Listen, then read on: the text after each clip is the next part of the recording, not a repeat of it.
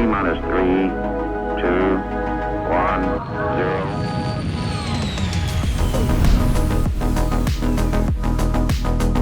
0. Hey everybody, welcome to the Launch Sequence Podcast. Happy to be back with you to talk some more Star Citizen specifically this week. At least I think we're talking all Star Citizen.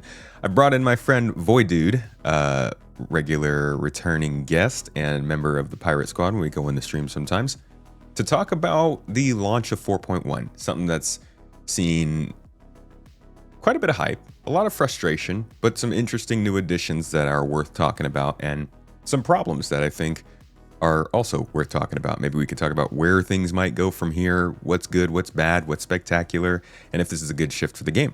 Thank you so much for joining me today, dude. How you doing? It's an absolute pleasure, man. Thank you so much for having me. Yeah, it's an interesting one. 4.1, it's finally here. Good, bad, ugly. I don't know. Oh boy. 4.1 is a funny one because it is the first major patch since they kind of said that they were focusing more on content than features, and then people are like, okay, so there's just not going to be any more features at all. And I don't think that's the case. I think we're still going to see some stuff in 4.2, but 4.1 is basically all content focused, right? I mean, I'm okay with the fact that we're getting less features to an extent, right? It would have been nice to have things like your engineering and all these missing pieces of the greatest Star Citizen puzzle. But to get content, right? I'm a simple man, and I think I'll preface, right off the bat, having content that treats the game, or even down to the change of the tier 1 looting recovery mechanics. Tier 0, sorry. At the end of the day, my practical experience with this so far is that it just turns the game into more of a Battlefield-esque experience, and I don't mind that at all, right? I'm kind of that's obviously not the vision of Star Citizen to the greater extent, but it definitely scratches an itch, right? And that ability, ever since Supply or Die started, the propensity for the game for me to just log into it and instantly find gameplay that I personally enjoy is unprecedented for Star Citizen, right? It's been incredible. It's been a lot of fun. I think one of the best parts about all of this is just that we're basically monthly seeing something new to try and do. And for those who have been playing Star Citizen for a while, when it comes to content or like missions and stuff like that, well that we could have gone 18, 24, 36 months without a significant change in the content being delivered regularly.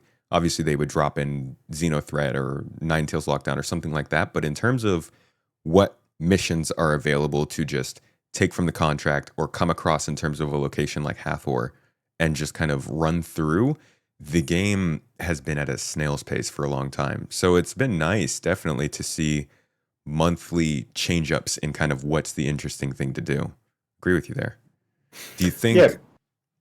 Okay. Do you think that the monthly additions thing is sustainable?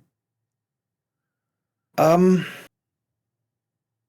don't know if it's sustainable, right? I think I don't know how grounded my thoughts are in this matter, but what I would like to see is the dynamism sort of come into play, right? It's like the feeling that I'm getting at the moment is that like a content patch drops, and in a weird way, it's been like this for a while, right? They prepare a patch and it's got it's all wrapped up and it's got the bow on it and it's given a title and it's all about a particular feature or whatever. Yeah. And then off you go and you experience the patch and they tweak and fix along the way and the rinse and repeat.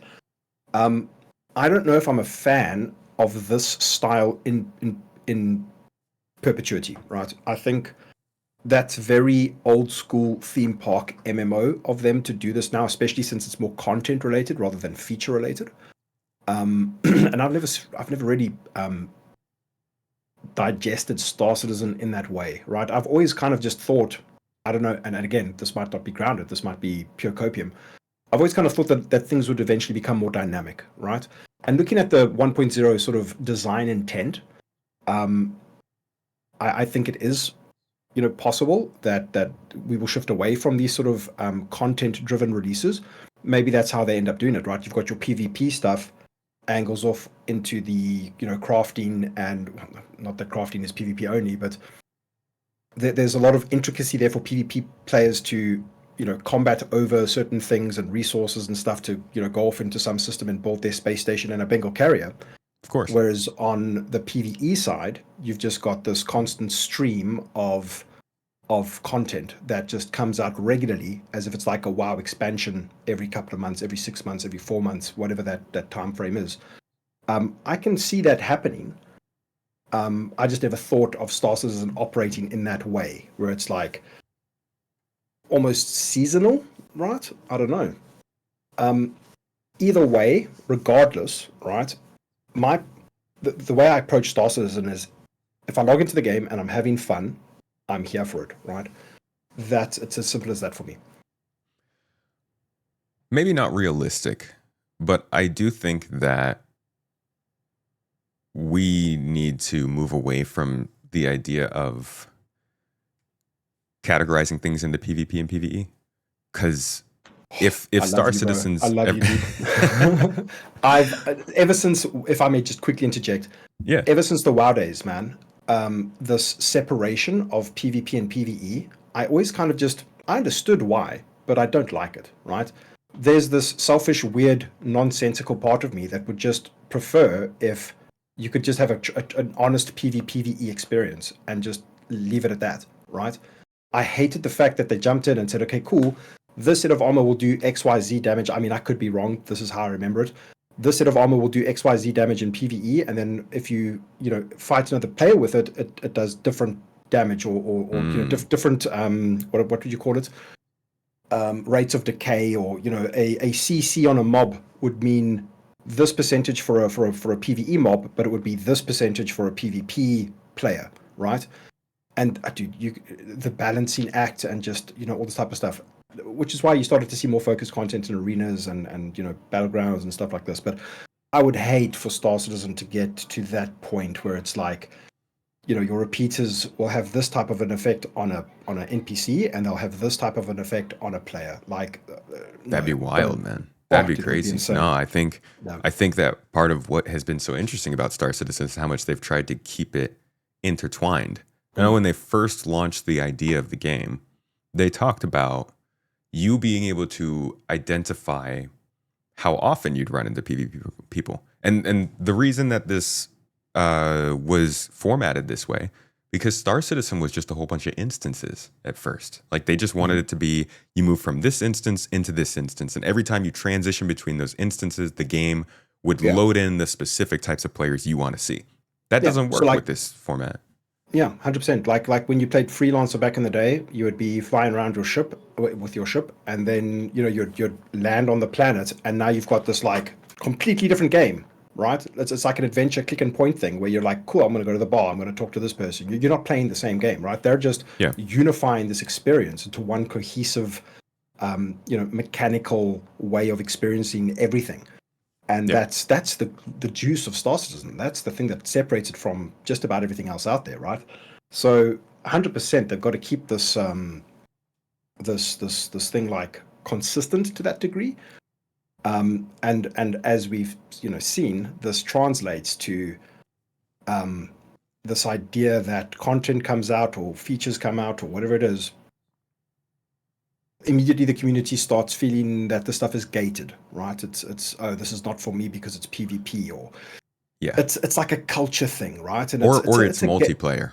There's so much of that, Yeah, but that's because they're like, and I understand why. There's so little content. There's so little stuff coming out of Star Citizen in the grand scheme of things that every time there's a patch coming, people are like, okay, what in this patch can I benefit from? And then they see something that isn't the gameplay they would first pick, and they say, well, okay, I'm locked out of that. Maybe it's freaking Pyro's coming in. That's an entire system. I have nothing to do with that. And it's a tricky one, on the one hand, you've got the PvP community, which I don't like saying, oh, here's the PvP community, here's the PvE community. It's like, no, you've got players who don't want their online experience ruined, and you've got players who don't care. That's really what you've got, right? And there's this very strong sense of entitlement that I struggle with. You know, I've been wanting to make content discussing this stuff for ages.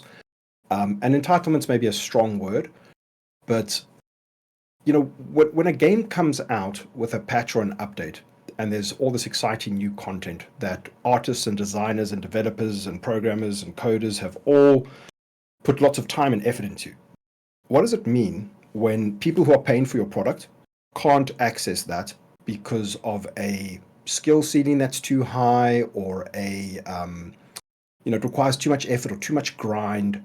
You know, this is where this kind of all started for me back in the day with WoW. It was like, oh, they looked at the stats and they realized, like, oh, 99% of people aren't going to this raid because it's too hardcore. Yeah. So they started to make changes, and you had this evolution of WoW becoming sort of casualified, right? I do think it is a problem that needs to be addressed, right? Players who are playing your game and spending money on your game do need to be satisfied to a degree, but I don't think everything should be achievable by everyone, right? I think that's part of the magic of Star Citizen. It's like, this is something that a lot of people discuss, and they say, oh, well, Hathor's not for me because I detest PvP, and whenever I go there, I get shot down. Now, there's two things to consider with that statement. It's like, you can either identify why you're getting shot down and learn the game, because there's a lot to learn there, right? I'm still learning every day. There's new things that I'm like, what, is that a thing? That's insane. Stealth gameplay is maybe a bit overtuned, and a lot of people don't understand that this is how emission signatures work, and this is what makes a ship stealthy, and this is why you can't see who's shooting you, and all this type of stuff. There's a fair amount of depth. They're not an insane amount, but there's an amount of depth that's worth learning so that you can stay alive and all this type of stuff. And again, I know exactly what you're going to say. That's a communication issue, not from a CIG perspective, but from an in-game teaching you what the hell is going on perspective, right? Yeah. Where does anything say anything about IREM emissions and detectability and background interference and all this type of stuff? That's not anywhere. You got to go to third-party sites or join a community who's tested all this to figure this stuff out, right? And it's not intuitive at all. Yeah. And it's the problem is compounded by the fact that you've got ever changing development, right? A lot of people just aren't on the same page when they're discussing Star Citizen, right? It gets to the point where it feels like two guys could be having the same conversation about the same feature or mechanic in the game, and because they have two different levels of experience, they might as well be discussing two different games or two different interests. Man, it's the amount of intense conversations people have over whether a profession in this game is good, because some people enjoy it and other people don't. Like, some people like the boring nature of salvage. Some people love how chill it is. Other people will tell you it sucks because it's not engaging. Yeah, it's a pretty bare bones feature. I would say it's nowhere near finished. But you get these arguments where people are like acknowledging that, yeah, I know it's not super in depth, but I enjoy it. And then you have people who won't accept that. And I think there's a really big disconnect between folks who are interested in kind of the game and where it's going, and people who really want it right now. Whatever it is to offer right now, that's what I'm judging it on. And that's not a bad thing. But that's where I think a lot of the conversations just get so out of hand. Yeah, no, absolutely. And I was surprised to realize that, maybe surprised is too strong a word, but a lot of gaming communities just are like this, right? Where I'm so wrapped up in this one in particular, when it comes to other games, I barely scratch the surface of the depth of the communities who are hyper involved in this stuff, right? I learned the other day on one of Salty Mike's streams with one of these Eve content creator guys. Sorry, I forget the name. And I was in the chat saying, man, Star Citizen's got one of the most entitled communities in gaming, and this is the reason, and this and this and this. I was getting all pumped up, having a good chat. And the guy actually read my message, and he's like, dude, you don't understand how entitled the Eve community is, right? And I was like, oh, okay, maybe it's not something that's too unique to Star Citizen. It's all an iceberg. Yeah, everybody's got one. It's an iceberg, bro. Perfect way to position that. Absolutely. Yeah. But you made a point earlier that not everything should be achievable by everybody. And I think that's also a really big sticking point for a lot of folks. I'm actually glad this conversation's coming up so much more now than it used to, because that means we're actually moving forward with the game. Before, we would be talking about whether a ship's wings are at the right angle. Now people are like, okay, they're bringing in this ship, but Can I use it with 3 people or 5? And that's a good conversation to be having. But a lot of those conversations end up boiling down to, well, it's not useful to me. Why should I care? And I think this is coming from somebody who's not a PvPer. I think a lot of people will hear folks say PvP and PvE should live together, and they assume that's coming from PvP players because they like to prey on PvE players. I'm a person who does not care whether it's a player or a E. I just want to play the game and experience those conflicting systems. And I think that if we try to categorize locations for that stuff, like how do you categorize the Hathor facilities in 4.1 as a PvP location when they have a comm system, they have NPCs who are there, they have fauna that's there, they have puzzles, that's all PvE. So you can't really say that's a PvE or PvP location. Yeah, I mean, I consider it right now. My mind is open to be changed, but I look at it and I go, that's a PvPvE place, right? It's an open world. It's not an instanced thing that only a small group of people go into or a raid or anything like this. It's an open world thing that just exists, and you can go there to get a very, sort of, I think the ultimate goal there. Well, that's probably 2 parts. It's like you can either, a lot of bored, sweaty dogfighter guys who just want to go there for a fight, right? And this occurs everywhere throughout Star Citizen. And I think a lot of people struggle wrapping their heads around why these people are doing what they're doing. To them, it's just fair gameplay. They're in the game. They see a target, they shoot the target. There's, it's not personal. I mean, I'm practically quoting Dark Law here. That's like his main gameplay loop, right? Just log into the game, load up an arrow, go around deleting people. Cool, see you guys tomorrow, kind of thing.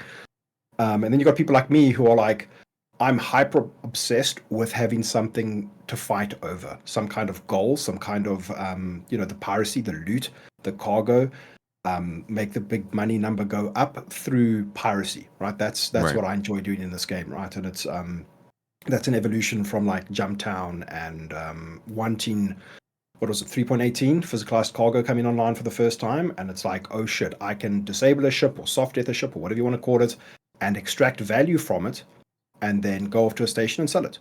And I think that's just neat. I think that the simple act of doing that leads to so many insane emergent gameplay scenarios that I could sit down with a friend and just talk about this all night, because it's, so many like sequences of events, scenarios that you find yourself in that no designer crafted. And that's why I play the game. And that doesn't have to be a PvP scenario. They could be NPC Absolutely. traders. Yeah, absolutely. If the game was to the point where the PvE component was just, if you could track a PvE Hull C go from point A to point B across multiple systems or something, or multiple planets or something, depending on whatever your goal is, could absolutely impact that scenario and put it for a twist, right? Mm-hmm. At the moment, it's kind of maybe hard to imagine this. It's like, how could NPCs truly, could NPCs arrive in like third party, an operation going down between 2 factions or 2 orgs or something like this, right? Like with reputation, it's not inconceivable, right? With things like reputation and more depth in that world of whatever could be possible. It's not too far-fetched to imagine that these kinds of interactions could take place, right? Where, like, just off the top of them, so say you want to pirate the Hull C, and then they get NPC reinforcements that toughen the situation, and then other players rock up. To me, that's the essence of Star Citizen, right? It's like on the fly dealing with situations with a group of people to extract whatever value there is at that scenario, right? And in a 1.0 version of the game, this gets very exciting depending on what the commodities are and what your goals are, right? Is it that tier 5 railgun upgrade, or is it that crucial component for the Bengal carrier that you want to build, or whatever it is? It's Exactly. exciting stuff. Everybody has a different goal, a different endpoint, a different reason, and I don't really subscribe to the whole idea of like, oh, there is no winning, there is no pay to win, but that does lean more into the idea that, like, if you're all shooting for something different, you can easily reach where you want to be, like without it being at somebody else's expense. And I mean, go ahead. I feel like the pay to, not that we want to go down this rabbit hole, sorry, but the pay to win element of Star Citizen has never been more prevalent than when you rock up at a Hathor location and there's like, a Polaris rocks up and Yeah, you came yeah. in ship X, Y, and Z. I mean, that guy didn't earn that Polaris in game, right? It's not And their possible yet. PDCs just It is automatically possible, but I targeting don't you. think anybody's achieved a Polaris yet, right? And that's, dude, that's a good thing, right? Credit where credit's due. You can go and get that Polaris in game now by, never swiping a credit card. And that's, at the end of the day, that's a good thing. Yeah, I think that those sorts of deterrents are going to come over time. We see things like engineering and control surfaces and armor and like all those different things. That stuff will come up, and the game's going to suffer until it does. But ultimately, just going back to what you said about people not all being able to do the same thing just because it exists in game. 4.1 is, I think, making additions that make that a lot more clear. There's finally multiple things you can be doing in Star Citizen that are disconnected from one another, that have reputation progression, unique locations, and unique assets built for them. We now have salvage, mining, collection, and FPS combat and ship combat, all I think can run completely separate of each other, but offer you a unique experience. So we are starting to see the game differentiate a little bit. When it comes to 4.1, how do you feel about that? How do you feel about the overall choice or the way that the whole game looks when you're looking at it, not just from what you do, but from you and your friends, your org, your group, people you talk to? I think that's basically Wicklow, right? It's from my current perspective, sitting here, it's a minor thing if you just look at games in general, but it's probably a huge thing for Star Citizen in particular, because now you've got like a form of progress, right? And I mean, it's always been a case of like, I think Richard Tyra, basically said that Star Citizen as it is today consists of so many, it's like the Copions is a great example. One patch came along, they added Copions. It's like, cool, you can go down to the planet, find the Copions, shoot the Copions, loot the Copions, and you're done. The fact that those Copions existed did not impact or interact with any other system in the game, right? Yeah. Now, with Wicklow, you've got this step forward to saying, oh, if you're doing this thing over here, and then you're getting Copions over there, and you're doing this and this and this, it's no longer just one thing that results from the fact that you killed the Copion, which is like what, sell the horn or something like that, and that the price for that varied or whatever, the amount of value varied.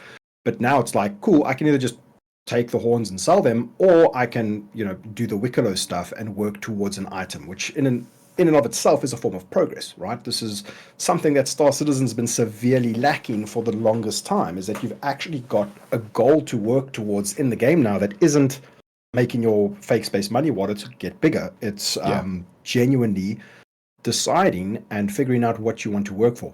I haven't spent too much time looking at what the options are. I haven't even been to the bazaar. I've just been at Hathor the whole time. But that's genuinely exciting. And is it how I thought it would be implemented? I don't know. For me, Wicklow's a bit strange because he's it feels like it's a singular entity that you're dealing with to go scavenge a hunt around the universe, come back and get item. Whereas I just kind of perceived, oh, how cool it would be if it was like a Banu faction that was like slightly entwined, or like a faction that had lore behind it that was like, these guys are very pro-human, so they've got like a couple of outposts in Stanton, and you can go and interact with them, and they're just another faction that you can get reputation with, but with a bit of with the depth that we do have while interacting with Wicklow, which I think it's a bit strange that it's just this is a personal sort of peeve, I guess. It's just weird that we're interacting with the singular entity, and he's like, oh, hello, and he's an alien, and it's all cool and stuff. But in terms of the actual mechanics of what's in the game, I think it's pretty.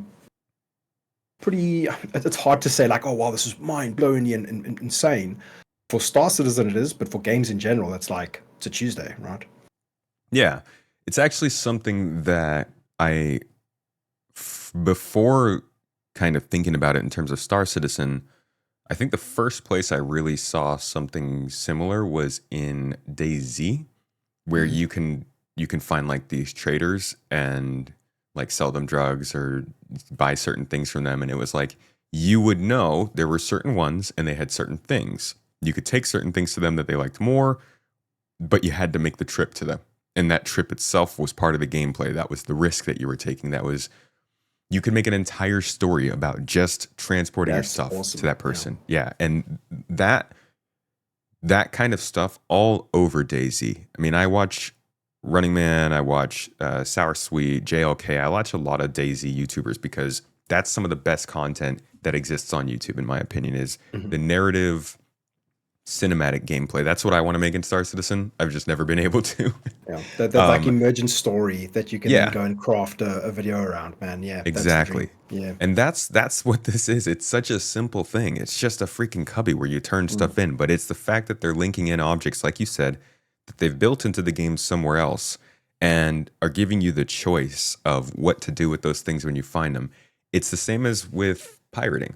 When you come across some cargo that somebody else is carrying, you can choose to leave it, you can choose to extort it, you can choose to take the whole ship. Like, I think that, like you said, is the spirit of Star Citizen, and we're starting to Mm. actually see it come a little bit into their more prepared kind of like theme park styled gameplay. But it's like it's a meshing almost. I think 4.1 Yeah. feels almost like a meshing of Sandbox and theme park stuff with these And new I additions. was thinking about that the other day. Is like, is it so bad? Because I don't personally want to see Star Citizen go down this route where it's like, cool, Wicklow came in this patch. He offers you all this stuff. Slap a 1.0 lens on this as we talk about it. Mhm. Now all of a sudden, Wicklow's stuff is now obsolete, right? Because the next patch has come out, and now the Jean guy is here, and all of his stuff outclasses Wicklow's stuff. And now all your and that's that theme park expansion stuff that I'm not too. I don't from a personal perspective, I don't see that working or being the correct way I would like to see Star Citizen go. Is that, oh, now everything that was in that previous patch is obsolete. This is the new hotness. This is where everybody goes. Nobody will ever set foot in Hathor ever again. And off you go, right? I think that's a bit strange, right? So that's why I hold out hope. It's like Hathor's a sandbox activity. In a 1.0 world, how does Hathor or the evolution of Hathor fit into the entire life cycle of the game? Maybe that will be blueprints, only certain types of blueprints you can find, or like that they'll internally go and classify these locations and say, cool, locations of the scope and scale of Hathor, we've got a pool of them. There's maybe 10 or so Hathor-esque locations that aren't exactly the same as Hathor, but they're of the same scope and scale and Yeah. PvE type gameplay. And those all have a chance to spawn this pool of tiered blueprints or something, right? I have no idea. I'm purely hypothesizing here. I think that's maybe how you add longevity to it, right? It's like how does Hathor fit into a 1.0 version of the game? How does Jamtown fit into a 1.0 version of the game, right? And this is where I've always kind of hoped that a true sense of dynamism will come into Star Citizen's sort of way of interacting with stuff, right? Like, Hmm. honestly, I ask you that question: how do you think Jamtown would work in 1.0? Or is it just is it scratched? Let It me doesn't fit anymore. let me answer that question with another question because I hate it when people do that. um, would you consider the Hathor group mission situation area a dynamic event? It's definitely not dynamic. It's just always there, and then But it's not always there, right? The laser's not always launching. The cave's not always open. So it's player triggered. It's semi-dynamic. It's always there. It's maybe kind of hard to classify. Then I'm not sure. Like is this a dynamic event? I don't know. To me, a dynamic event in a 1.0 vision of the game would be like you don't even know that this exists, right? A dynamic event would be like you've never heard of Xenothreat before. You don't know what Xenothreat is. and you're busy playing Star Citizen, and then without a patch, without a news update, without a tweet from CIG, all of a sudden your Moby Glass is popping up, and there's people screaming and saying, this faction from Pyro are attacking Stanton, and you're in your Hull C, busy trading goods and doing your thing, and you're like, oh shit, and you can decide to either stop what you're doing, go grab your fighter and go fight Xenothreat, or carry on with your day. To me, that's a dynamic event, right? Hathor So is something like, you would get notified for. yeah. Like Okay. all of a sudden something happens. Oh, the Vandal raid on Daymar, and you're like, oh shit, I'm about 50 gigachads out of, sorry, we said gigachads in the or giga meters or whatever it is, giga kilometers from Daymar. I can now decide to assist or carry on with my day. To me, that's dynamism, right? That's like, it's not something that was like hyped up in an ISC, right? It was something you had no idea was even possible, and then boom, it just happens in the game, right? It's like playing Skyrim, and then all of a sudden a dragon attacks a bear over there, and you're like, whoa, that's cool. And you can either decide to go and engage that thing, or you can carry on with your day. But that's everything, right? Yeah. I mean, if I'm imagining this edition 4.1 in a 1.0 world, now it would obviously, there'd be all kinds of different loot and stuff and like features to consider, but just the basic design. I'm thinking we're already seeing mercenary FPS missions that send you to one of these locations, right? Let's get a little bit more disconnected. Let's say it's not a mission. It's I always imagine that exploration contracts in this game will be like a space station tells you to go survey some land on the moon. You go and do it, turn it in, and you get some money. Let's say that the space station told you, hey, go survey some land on this moon. You go and you start surveying land. You get a little bit distracted. You scan a little bit more. You find a derelict ship. You land at that derelict ship, and you do some looting. Suddenly a ship flies overhead, and you can see in the distance there's like a mining laser firing off that the ship is flying towards. That's essentially a beacon notifying everybody in the area that somebody has triggered something interesting to happen. In my opinion, that is a full sandbox environment that attracts people in dynamically based on what other players have done, and gives you a reward that can be traded out for any new commodities they make, any new loot they make. They could expand that cave, make it a full ground, like a much larger location under the ground. The Hathor facilities themselves, they can have more power things that are functioning there, batteries that maybe you can steal and use for your own ship, fuses that you can get. Like, I'm looking at these spots, and right now they're not that interesting because there's not that much interesting reason to go there. But at the end of the day, this would still be interesting to me, I think, in a game, like you said, if I was just some player flying around and I had no idea who Hathor was. Imagine getting sent to one of these locations for like an FPS mission, and you're just shooting people, you're walking around, you're doing all this stuff. But then you start seeing these gates and these security things, and then you see this dish up above, and then you see this mining laser off in the distance. It's like nobody told you what that is. What you just described is like, dude, that's awesome, right? And I think that's and this is not negative, this is not a problem. It's the way that we're experiencing it, right? It's like we did get the whole, oh, here's the big update, this is how it works, go here, do this, and it's the new hotness. So my perception of it is, it's like, okay, it's these static locations that exist, and there's a series of steps to take to open a door to get some cool loot, right? The door being the hole. Yeah. But the way you've described it is how different would that be? How amazing would that be to experience it the way that you've just described it, right?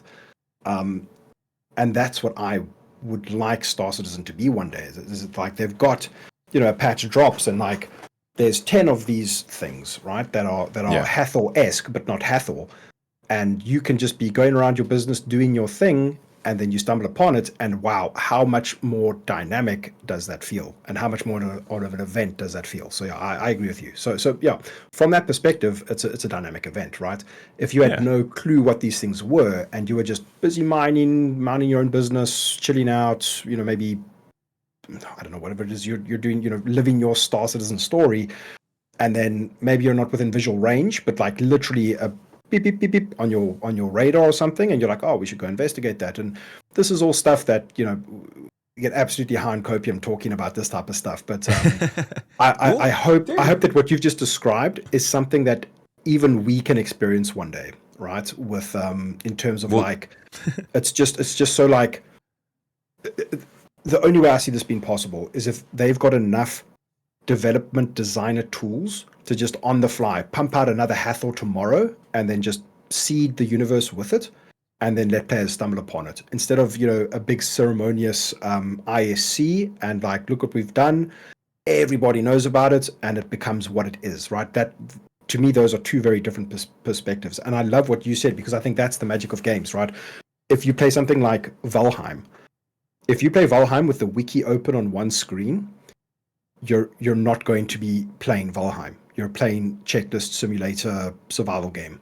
If you play Valheim blind, you're playing one of the best games ever made, in my opinion, right? And that's what you've just described, is like that perception, that and how that's the different it can be. problem with covering these things. Like, Well, yeah, true. bless the people who jump into Star Citizen at 1.0. Yeah. Oh my that's God. the thing. I did not play. I mean, I went to Hathor and looked around on the PTU, but for the most part, I went in as blind as I possibly could, right? Much to the chagrin of my org mates, right? Saying like, well, not that this has happened, but if I ignore stuff and then everybody already knows about it, and then you go there and you're experiencing it blind, if depending on how competitive the people you are who you play with, right, you should just know certain things, right? And I'm not like that. I want to go in blind. I want to figure this stuff out. I want to make mistakes. I want to die, all this type of stuff. So I just want to have fun.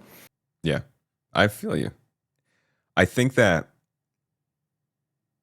some people might point towards Starkitect as being a way of making more locations like this. I don't think that's what it's going to be. I think they've been working towards this, and this is just a step in continuation of true dynamic events. They've been running these global events, they started calling them, but they originally called them dynamic events. But they always triggered those, and they always gave those to us. And I think for everybody involved, it was like, okay, you guys, it's just like you said, you guys gave us an ISC, you gave us a start date. You're like, this is just a theme park ride on a timed schedule. This feels like a continuation of what they started with Ghost Hollow, right? Where you could do something and it would let people know in the area that you did that something and attract them in. Or even SPK, yeah. What came first? Ghost Hollow or SPK? Exactly. Yeah, 100%. It's like it progressed to SPK. Yeah. Because of the narrow scope of what we're dealing with, this is them just saying, hey, look at what's possible. And they're doing the ceremonious song and dance because it is just that state of the game, right? Maybe one day in Star Citizen 1.89, that'll just be like, cool, a footnote in a patch, in the patch note somewhere, and it's like this huge discoverable exploration stuff that's just tied to the game. I don't know, a lot of copium from us out there, but who knows, man. Well, looking at the actual things that we do with both the Hathor location stuff and with Wikilow's things, how do you feel about the actual expansion of gameplay? So for me, right, I think I've said this multiple times in videos and conversations with you. It turns the game into Battlefield in space, and I don't think I could ever get sick of that. Right? Maybe eventually, but the ability to just log in and have fun and Hathor's a weird one because it's like, supply or die from a piracy perspective made sense. It's like, here's the stuff. People are going to try and trade this desperately because it's worth so much. You now have multiple ways to try and extract that from them, right? To me, that was like a lot of people trying. Dude, I'd never been third-partied so much. Like, I would board a ship, get the guy, steal the ship, and then somebody was hiding in the toilet and whack me. It's like that meme of like, the assassin behind the assassin behind the assassin. The amount of times this happened in Supply or Die to me was astonishing, dude. I had so much fun. So yeah, for this at the moment, it's I mean, it turns the game into Battlefield in space, and especially this is compounded by the fact that we've got tier 0 loot recovery, right? And I'm okay with it for now. I've always kind of said that the foundation of Star Citizen is good enough at the moment that they can just polish up the game and get the game, working for everybody and being consistent. And there's enough depth there to keep people entertained for a while, right? At least until more features and more depth comes online. I Yeah, don't know I if that answered the think question. I think I sidetracked myself there. I'm sorry. no, you got it. I mean, it sounds like even as a pirate, you're interested in the Wicklow stuff. Oh, 100%. So for me personally, it's like I'm not interested in, earning a Polaris, but I'm definitely interested in, a couple of items there that I'll 100% be working towards. And for me, this is the first time we've got genuine progress in Stars, and that isn't just making money. So of course, I'm game, man. I can't wait. I have a question for you then regarding that. I do want to talk a little bit more about your feelings about item recovery, but before that, as a pirate, what if you were completely cut off from Wicklow because you just couldn't make it there due to like security and reputation and everything in Stanton? Uh, I mean, it would be the first time CIG have prevented unlawful players from accessing certain things. But not that that's ever a problem, because there's ways to work around this and just deal with certain time sinks to figure it out, right? So it's not the biggest deal at the end of the day.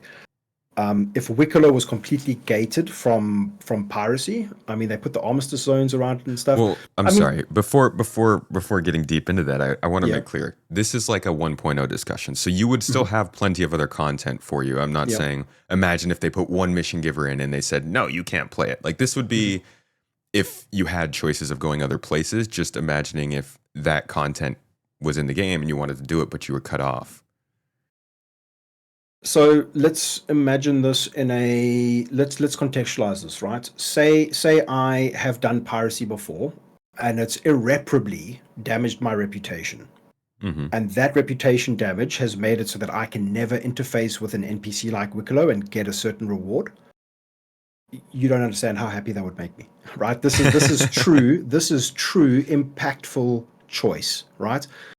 Would it matter if I knew what I was going to gate myself from?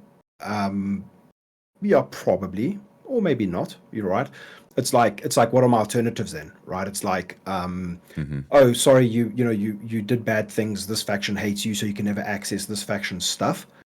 Are there alternatives, or do I have to tap into some kind of player-based economy to tap into that stuff? That's totally fine in my books, man.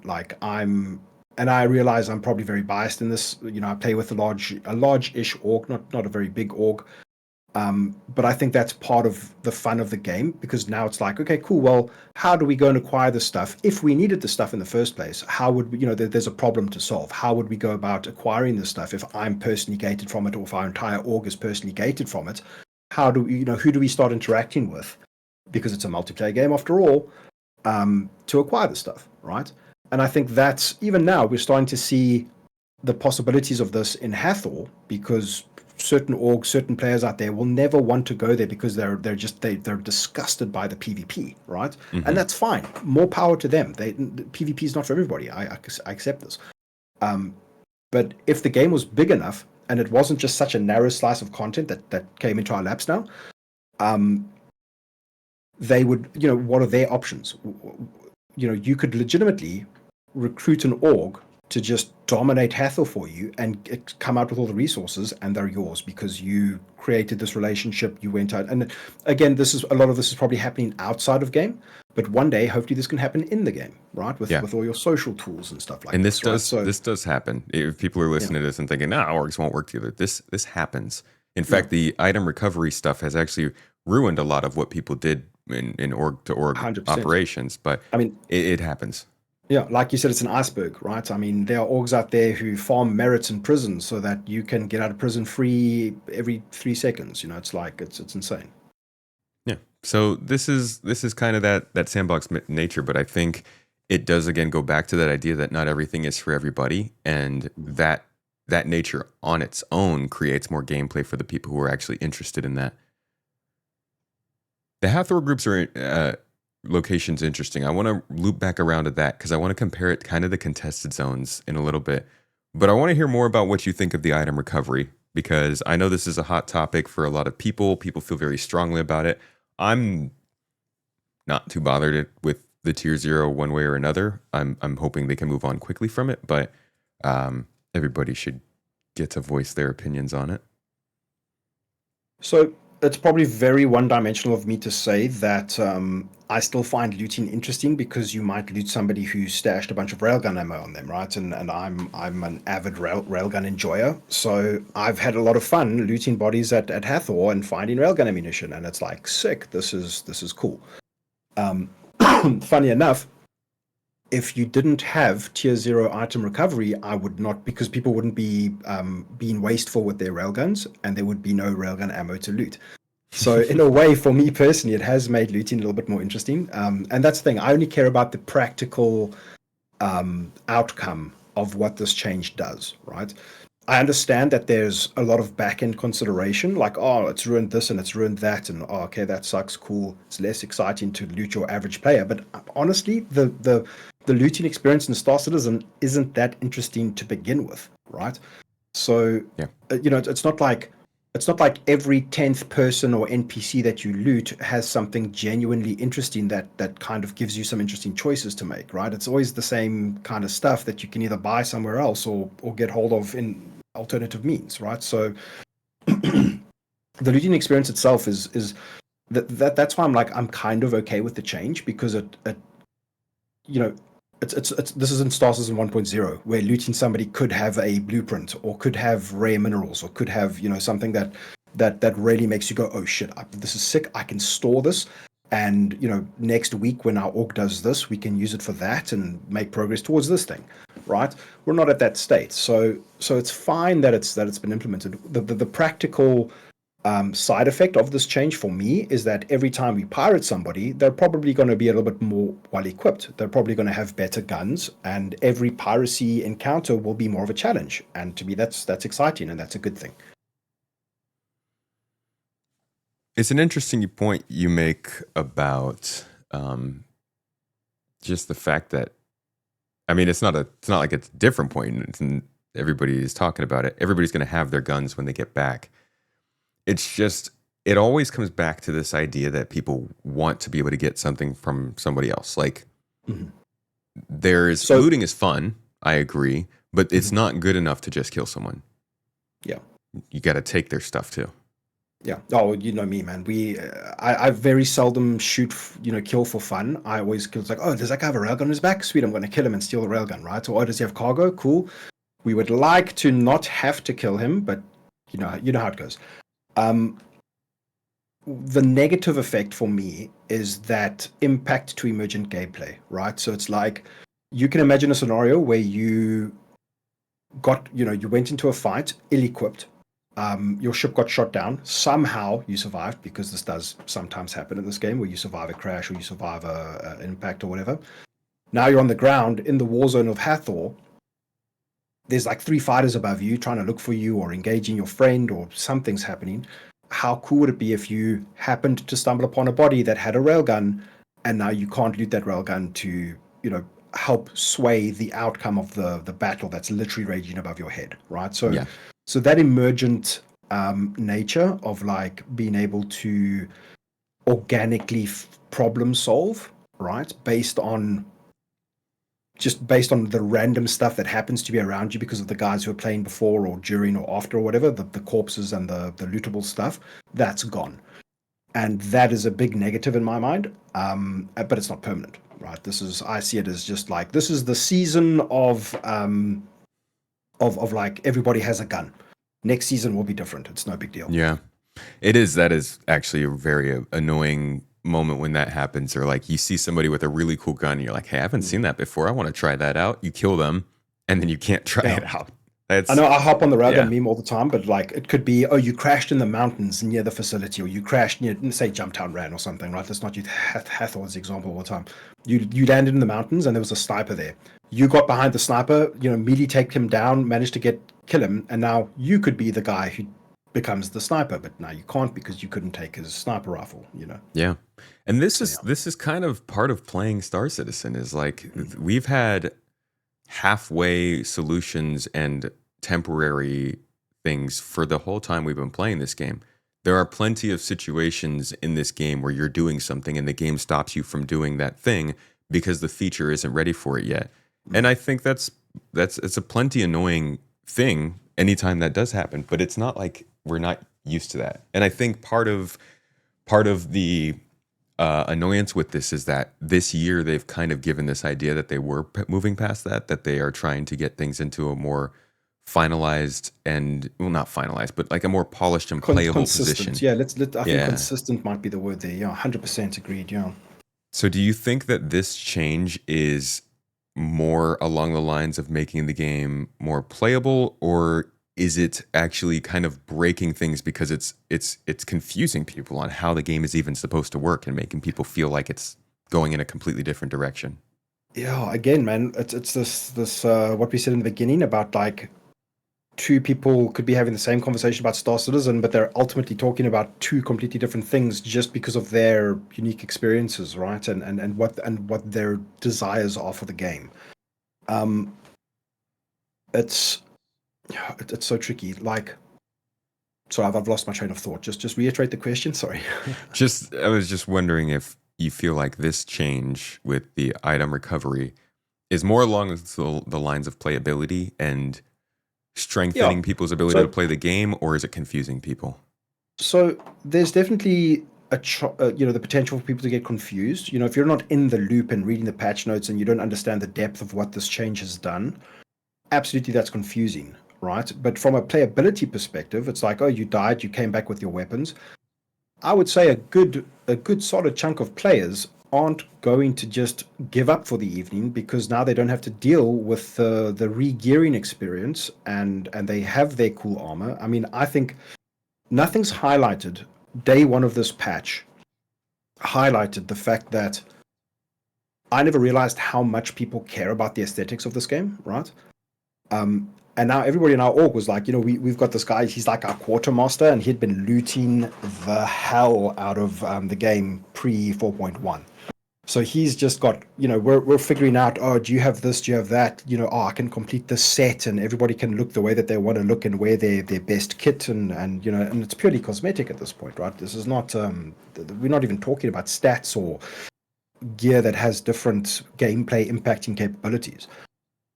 So it's an incredibly important thing to the player base, right? I myself, I'm just rocking whatever I think looks cool, and I think from making the game more playable, it's definitely going to take a solid amount of the player base and keep them online for longer, right?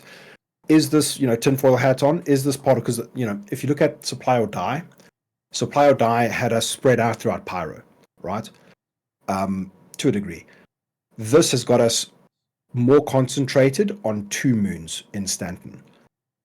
And I would say, I think maybe this is crazy, or maybe it's very logical, that they're doing some kind of like server meshing, balance loading or something, right? To see how shifting the entire populations of servers so drastically impacts, their stability and the way that things are going, right? So yeah, I went off on a tangent there, but yeah, I do think it makes the game more playable, right? Okay. I think the confusion is quickly abated once you wake up in a med bed after you died and you have all your stuff, but your inventory's gone, right? It doesn't take a rocket scientist to realize, oh, cool, this is fine. I just need to go and either get back to my corpse or I can just get some more ammo, right? Everybody is a little bit unsure of how it's going to be in the future, though, right? Yeah, but dude, this is sorry, quickly. This is a massive. It's a massive magnifying glass on just how bad the user experience is of dealing with your personal inventory, right? Yeah. I'm glad that they've talked about how they're working on a better interface for the personal inventory. We knew it was coming.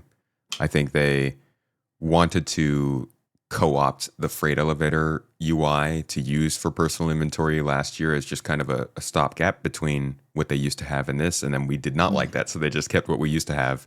Now they're working on the new thing, but man, it's so indicative of how the development around this game works. I mean, even to the point of like people can just float nose down over the top of an outpost. It pisses people off because they're just getting shot by ships floating around like that. Not supposed to happen. I have friends who are like, it's like, oh, you guys, should put into Star Citizen some time. It can be a lot of fun.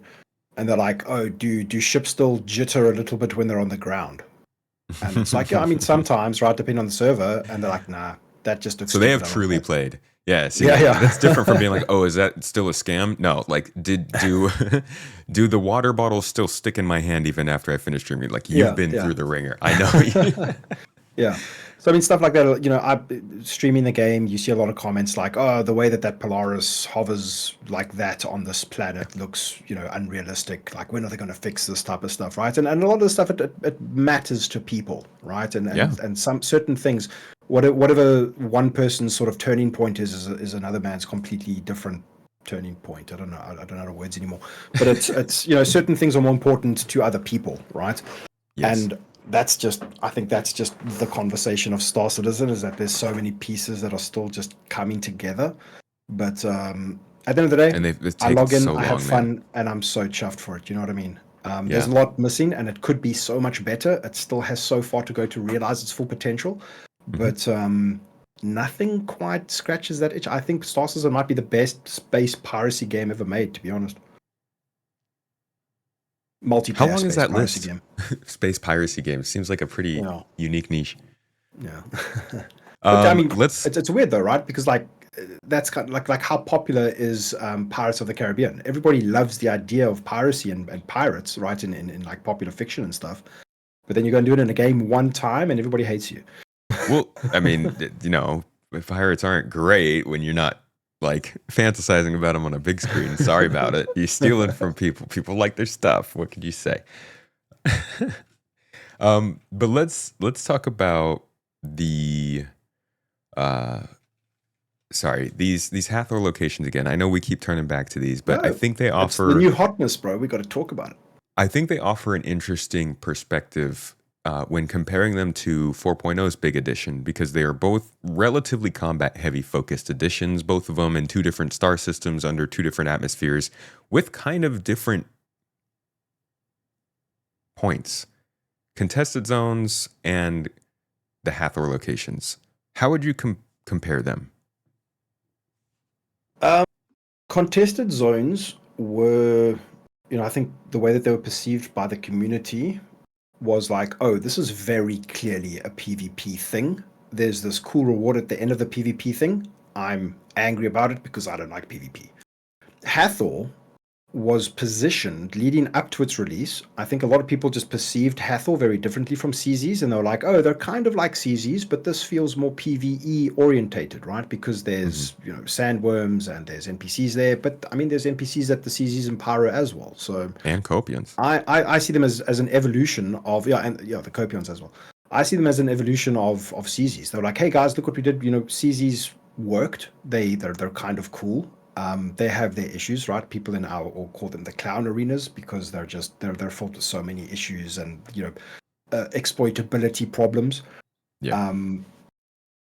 And Hathor to me is just like, oh cool, it's a different type of CZ.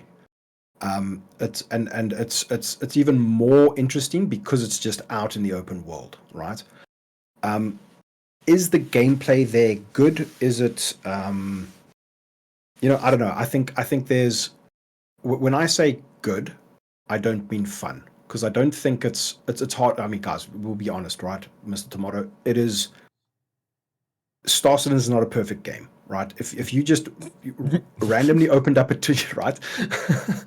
If you just randomly opened up somebody's Twitch stream or a YouTube video, you're bound to see crazy desync, strange issues, blockers, all these things that normal people would never take the game seriously when they see that. Somebody coming from Counter-Strike or DayZ or Apex Legends, or people who are kind of interested in FPS and love, because this is the thing, right?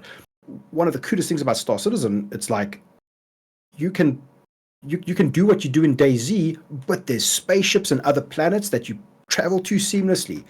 That is insane. That is crazy. But there's all these issues that come along with it, right? Yeah. The second that all of that jank and friction and weirdness goes away, you have more and more people starting to take it more seriously, and you've got something sort of really special that a lot of people are very interested in. I maintain that there are so many closet Star Citizen big time content creators out there Yeah. And it's just a matter of There time till really this are. floodgates open. There Yeah. really are, dude. The amount of times that I'm randomly watching creators that I tune into, and just every once in a while, Star Citizen will come up for whatever reason, and they'll be like, "Yeah, man, I'm waiting." Like I had Luke Stevens on the podcast last year, and Oh, nice. I know Yes. he's done Star Citizen coverage throughout the years, but talking to him off the podcast, like, dude sounds excited. People are excited. People are really interested in this, and there's reasons for that it lasted this long. It's just, I think a lot of people will just be like, "Oh, well, CIG, you have all this excitement and you've squandered it." But I do think that these types of things are the types of things that will introduce and interact or interest those people in the game. The one big thing that I think differentiates the contested zones from the Hathor group locations, I actually think that CIG was looking to strike a little bit of a different atmosphere with them. But I think there's a really big disconnect in that contested zones have armistice zones around them. Because that changes everything when you're talking about like the sandbox nature of the Hathor group and being able to come and go. Anybody is free to come. Like it gets launched by something specific that's almost like a beacon. Whereas with contested zones, you kind of got to stand in a queue and get on an elevator to get out of this specific safe zone in order to go in there. And it makes the contested zones feel so much more of like a theme park kind of ride than these new locations. So yeah, I feel like the PvP of contested zones is far more consensual than the PvP of Hathor, right? Yeah. Yeah. Then again, the fact that you quantumed to that location, right? It's like Jumptown. If you're not paying attention to Star Citizen and you go to Jumptown, the meme was, "Oh, is Jumptown safe? Is Jumptown safe? Is Jumptown safe?" Now you've got Hathor. But these locations are covered by a comms array, right? So you're not necessarily I mean, expecting Jumptown's always been within comm array range, right? So this idea that like Stanton should be safe or Stanton is safe, right? I mean, the best piracy takes place in Stanton. There's just nothing worth pirating in Pyro, right? And that, you know, the conversation will inevitably lean towards, okay, well, what are you doing to punish PvP taking place in a place where you don't necessarily want PvP to be taking place, right? And that's a whole nother discussion. It's like, okay, well, long-term reputation and this and that and the other. Yeah, we talk about that a lot. Yeah, for sure. So, you know, first of all, should a player know what they're getting themselves into when they go to Hathor, right? I mean, the ISC painted a very clear picture that it's PvPvE in my mind, right? They weren't trying to hide the fact that this is going to be a fairly hot location. And, you know, I try to drop my biases here because I've come from games like Battlefield, Counter-Strike, playing a lot of online stuff where PvP is just second nature to it, right? So I really struggle sometimes with the Star Citizen community and their aversion to this, right? But I understand because you are gating. Like if you gate something behind a PvE wall, everybody can get access to it. If you gate something behind a PvP wall, only some people can get access to it, right? There's just this perceived notion of like, okay, well, I can't go there then. It's not for me, right? Which it really couldn't be further from the truth because I've gone to Hathor solo, right? I haven't had any success there, but you can absolutely, if you put in if you come up with a plan and figure out how you can infiltrate this facility and observe and see what's going on, you can absolutely go there solo and extract some kind of value out of it, right? Be that looting or be that trying to go for the Coronado. Obviously, that's a tall order depending on how busy it is. But that, to me, that's what makes it so exciting. Is like you go there and you're trying to ascertain, okay, what's happening? How many orgs are involved? How many solo players are involved? Who's killing who?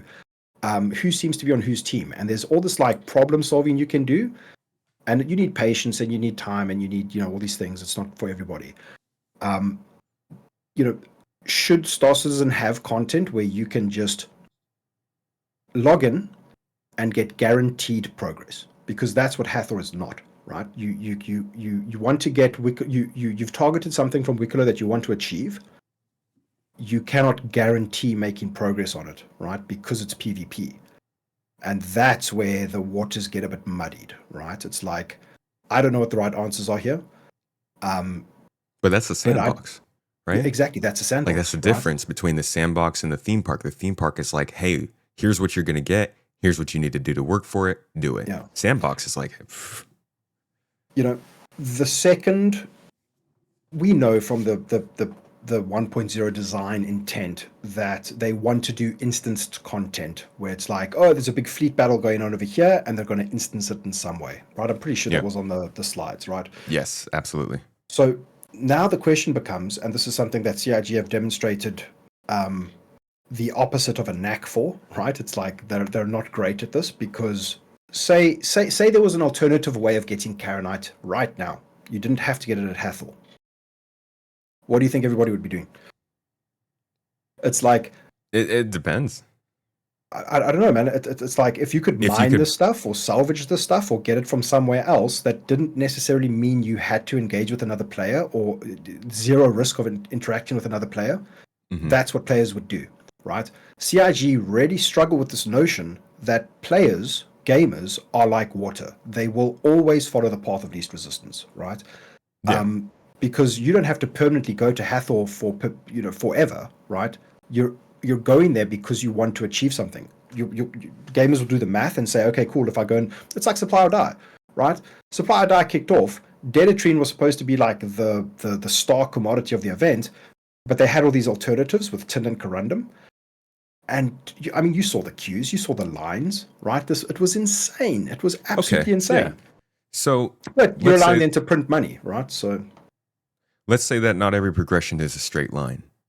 You can go to Hathor and do that whole event and get some consumables out of that, some commodities out of that are specific. Or you could do 4 hours of grinding to rank up with a mining faction who at the end of all of that gives you the location of some minables that are of the same value that you can go unlock. So you can do some mining, but maybe it takes more time. It's less dangerous, but takes more time. And I think that may be where EVR comes in, but the calculations to figure out what should take a certain amount of time, the mechanics that they need to make sure that once that person unlocks that location to get that stuff, they don't share it with everyone else. Like there are a lot of things to make that work, but I do think that they can figure out ways to reward you with the same things for doing different things. yeah, I'm very optimistic that they'll get it right one day. It's just that we're dealing with such a narrow slice of that full vision of Star Citizen, right? Right. So I mean, dude, if it was up to me kind of a thing, or if the scenario I'm about to pitch made any sense, like imagine just you're a salvager, you're dedicated to doing salvage, and you know how they've got like these, we would watch ICs and they'd have like, oh, look at all these designs we've done for derelicts on planet surfaces. And you've got like one that's very jungle and one that's very desert and one that's very this. And then they'll go and implement them at certain situations. And that feels very theme parky because that's the only place you see it. Imagine one day, again, like this procedural generation of content, right? Where you're flying from point A to B doing salvage. And then again, distress signal or something comes up on your like, your large scale radar, whatever that looks like, right? And there's a derelict that spawns there, and it's not there forever. It just spawns there this one time, randomly placed on a moon somewhere, and you go there and you find a cache of Karenite or something, right? That's now you've got this RNG element to it, where it's not just like, okay, cool, I can either focus all my attention on doing this, or I can focus all my attention on doing it the PvP way. But then there's like an RNG element to it as well. And that's just kind of how I've always thought Star Citizen would work one day, is that like you would just have this dynamic stuff, or like you spoke about earlier, this dynamic stuff just kind of taking place around you, and you choose what to engage with and your rewards will vary, right? To me, that's the dream. That's what I expect. That's from everything I've seen, from the way that they're developing, that's still the direction it's going in.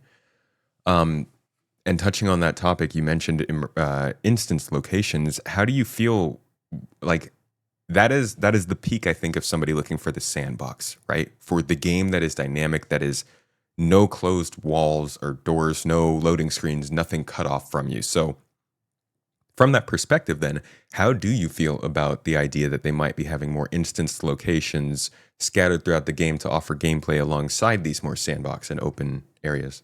So it's funny, right? Because if you say one of these fleet battles, these instanced fleet battles, was a thing in the game. Would you even need to instance it? Couldn't you just say, cool, the team of people, the org of people who accomplished this thing, right? They went down this reputation chain and they did like all these missions, they got to the best reputation or whatever, and then they get the mission that says, cool, big fleet battle taking place, here's the quantum marker for it, and that's in the middle of space somewhere, that nobody would ever realistically be able to find you there. Nobody could get there because it's a random location that generates for your mission, and you go there and you fight the space battle. Right? Does it even have to be instanced at this point? Isn't this the glory of the fact that they have this massive engine with all the all this empty space that they can do whatever they want with? Yeah, I mean, I agree with you there. So for me, what makes sense is the instance stuff is like what makes sense is what they demonstrated at CitizenCon, where it's like, oh, you go into the sewer and there's instanced content there, right? That's like 5-man dungeon in WoW or something like that, and it's like, cool, go there, do your thing, no players can interrupt you because it's a very populated area. There's always that point of failure where it's like, okay, cool, now you're leaving the instance. How vulnerable are you when you leave that instance? Because then that just becomes a camping zone, right? Right. Unless it's all within Armistice and the elevator to get down to the sewers is within the Armistice zone in the city type of thing, right? Then you're maybe safe. But we've even seen now with like hangars and stuff, it's a nightmare. That would essentially just be making contested zones in ArcCorp, and I think that's a losing strategy.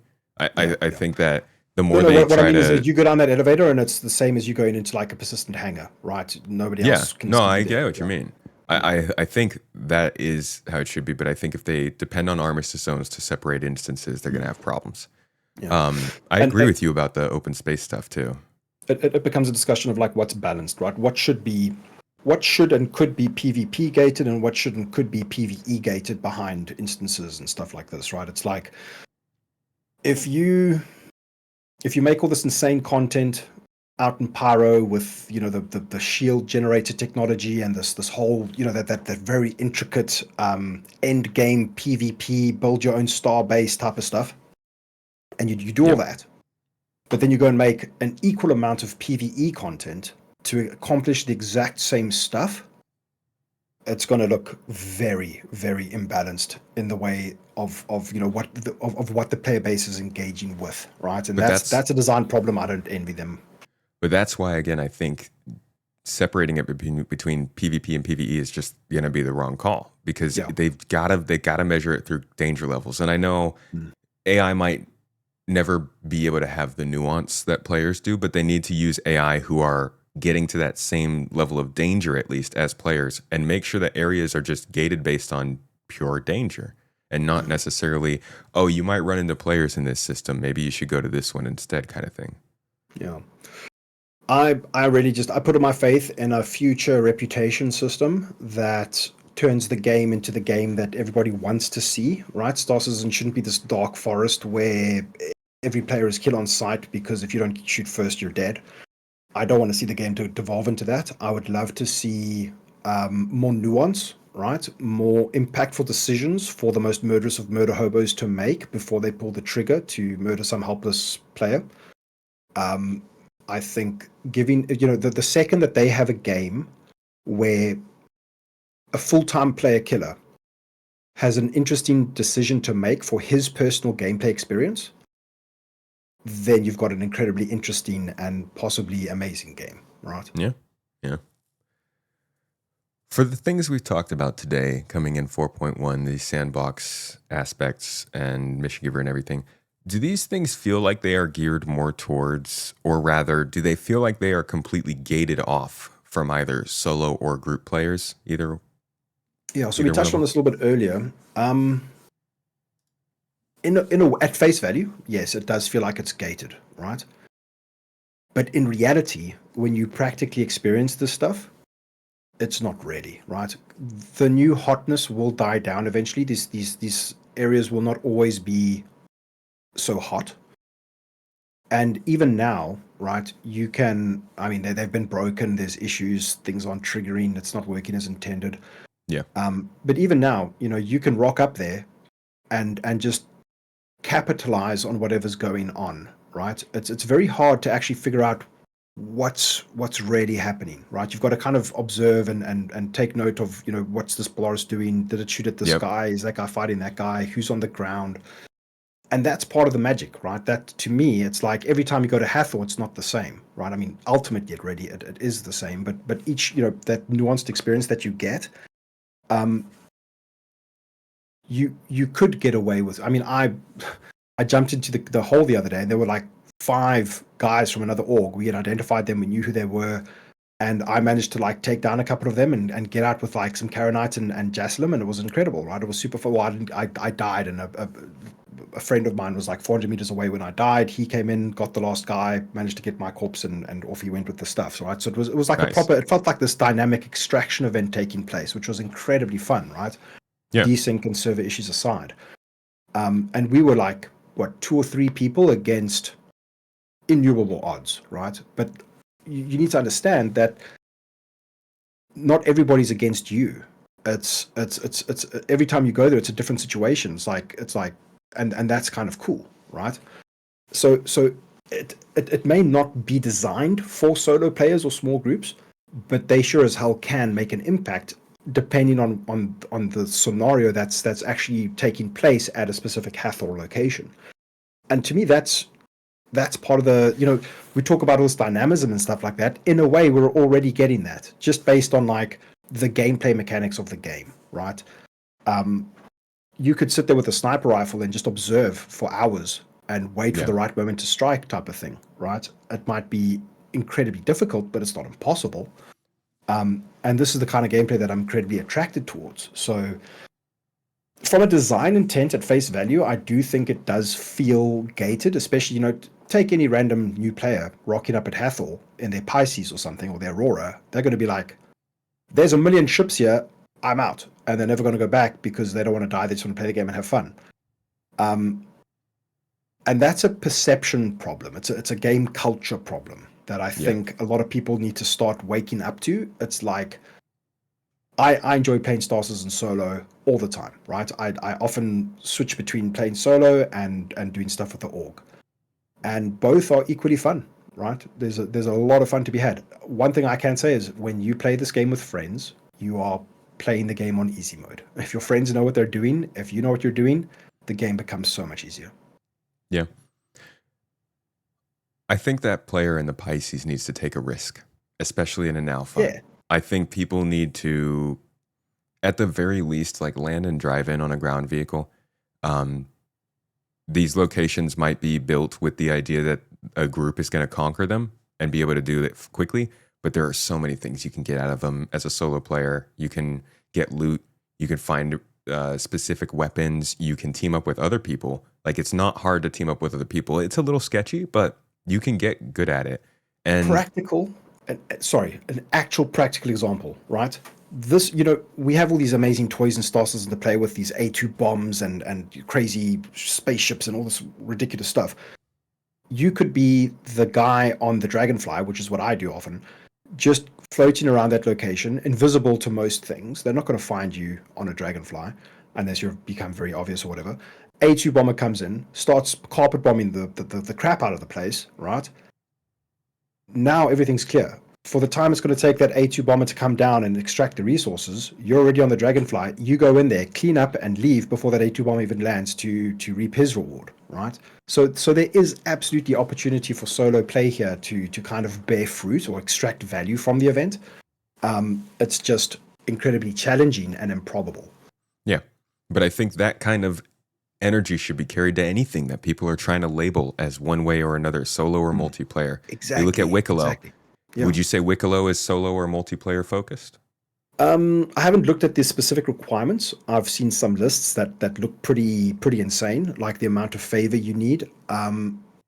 I think certain players will gravitate towards it as a challenge, and they might identify a couple of things on that list that they really could not live without and really want to earn. And it should take a bit of time. Hopefully it doesn't feel like a grind. That's one thing I've always sort of considered about Star Citizen is like, does this game need grind for grind's sake? Or can it be like, oh, I really want to get reputation with BlackRock security. do I need to go and do the same mission over and over and over again to get there in a 1.0 version of the game? Can I diversify my minute to minute gameplay enough to make it not feel like a grind? Hopefully. Yeah. But yeah, absolutely. Yeah, I think that on its own, it comes back to kind of what you said. You could talk to two people arguing about the same thing, sound like they're talking about two completely different things. Some people will look at something like what's been added in 4.1 and say, oh, this is all group focused because I can't do this in a day. I can't do that in a 30-minute or a 1 hour period. Other people will say, well, this looks plenty solo focused. You're just taking a contract from Wicklow and going and completing that contract. And I think overall, it just comes down to like gameplay is going to be gated, but it's kind of more based on your preferences, not on what's actually meant to happen in the game. I hope so. Ultimately, that's the case, right? You should be able to solo your way to the Bengal carrier.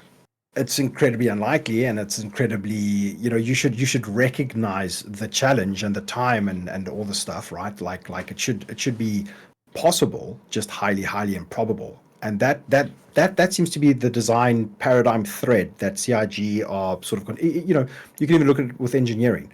You can still go and fly your Cutlass or your Cutlass is maybe a bad example. You can go and fly your Corsair or your Polaris solo, but the odds of you being effective and the odds of survival are just very low, right? Yeah. And I think that's as you said earlier, it's like a communication issue or a culture issue or something, where it's like, I go and do these ridiculous things solo, but I acknowledge the fact that I'm going to die.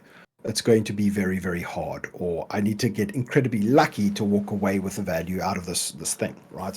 And so many people in this community just don't seem to acknowledge that. It's like this entitlement creeps in, and it's like, no, this patch dropped. I should be able to go there in my solo 890 jump and get all the Karenite for myself. It's like, this is not how it works. Yeah. There's also like the big fact, and I know this probably pisses people off, but like things in games are actually meant to also not be fun. There are like the health bar wasn't added to the game back in the day because they were like, oh, people are gonna freaking love running out of health. It's gonna be so great. No, it was added so that it could teach you to play in a certain way. Yes, that dude, gives what a great analogy. I the love devs the ability, to make something happen. And that's what's gonna happen with things like engineering. It happens with physicalized cargo. It happens with the ability to be pirated, and that's the game's design choice. It might not work, but not everybody's supposed to love everything in this game, or else there's no group-based multiplayer where people do the thing they like. Yeah. Again, I try not to be biased, but like I'm literally the type of player who will, a game doesn't interest me unless I'm being challenged, right? I very seldom play a game to chill out, right? It's like there are so many other ways to chill out, right? Like not a salvager then.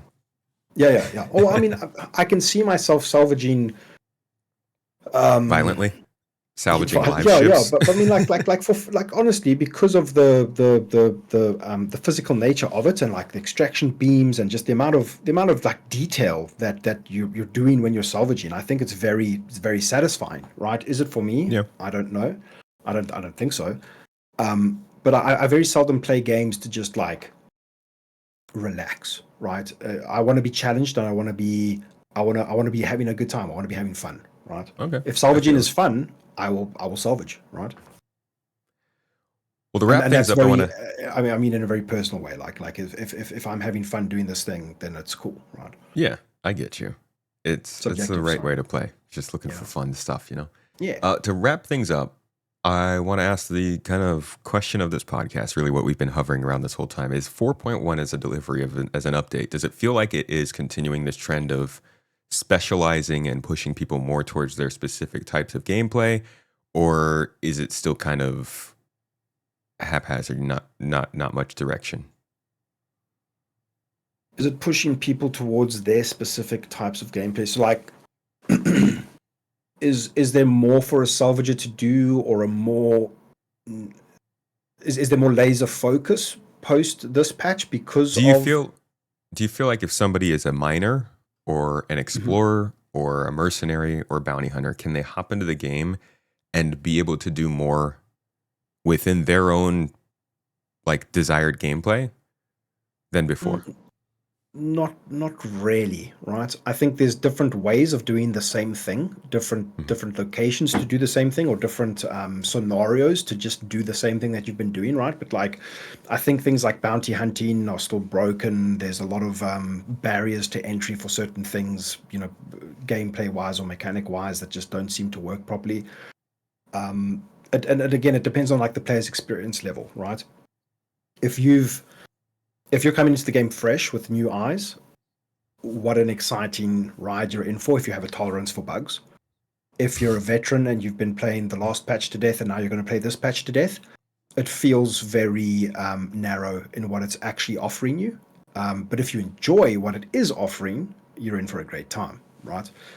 Is it offering everybody's specific hyper-focused gameplay loop more dedicated ways to achieve that stuff? No, I don't think so. Okay. We're still on the journey. Well, thank you, voiDude, for joining me for this talk. Appreciate you, dude. If you want to let everybody know where they can find your own content before you bounce off. Cool. You can find me live streaming on twitch.tv/voiDude, as it's spelt right over there.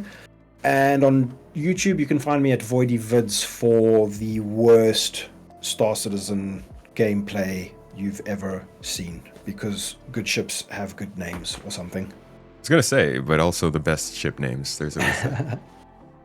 All right, man. Thank you again so much for joining me, and thank you everybody for listening or watching. As always, if you want to skip out on YouTube, you can hit up the podcast on your favorite audio platform. I think Spotify even might be doing video stuff now. I don't know, but we always appreciate you coming. 200 plus episodes. We are going strong, and we'll keep going. Thank you for showing up every week to check this out and have a listen. I will see you next week.